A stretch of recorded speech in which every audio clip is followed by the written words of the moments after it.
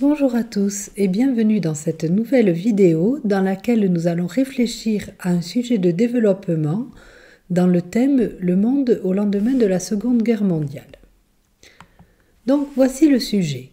Le monde au lendemain de la Seconde Guerre mondiale, organisation de la paix et apparition de nouvelles tensions. Première étape, l'analyse du sujet. On repère tout d'abord s'il y a un élément qui nous permet de cadrer le sujet dans le temps, de le dater.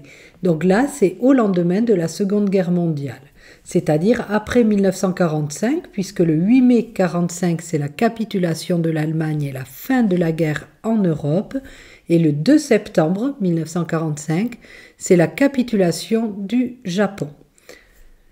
Une fois qu'on a cadré le sujet dans le temps, on réfléchit au plan, comment on va organiser nos idées. Donc là, on repère le mot « et » qui marque la séparation entre les deux parties. L'organisation de la paix va donc être la première partie et l'apparition de nouvelles tensions, la seconde. Ensuite, on peut mettre ces parties sous forme de colonnes ou brouillons et on note toutes nos idées. Donc tout d'abord, l'organisation de la paix. Là, on pense immédiatement à la création de l'ONU en 1945 et on note sur notre brouillon tout ce qui nous vient sur cette création de l'ONU.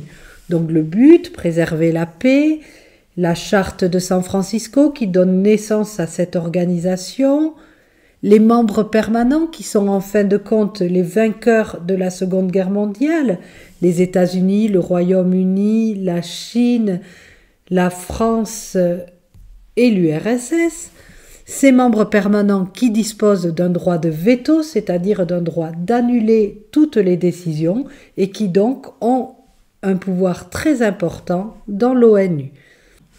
Dans la partie sur l'organisation de la paix, on peut également parler des procès de Nuremberg, qui jugent les criminels de guerre de l'Allemagne nazie et de l'Italie fasciste. Il y a là une volonté d'apaiser après la souffrance de la guerre, de juger ces personnes pour pouvoir reconstruire un monde nouveau sur de meilleures bases.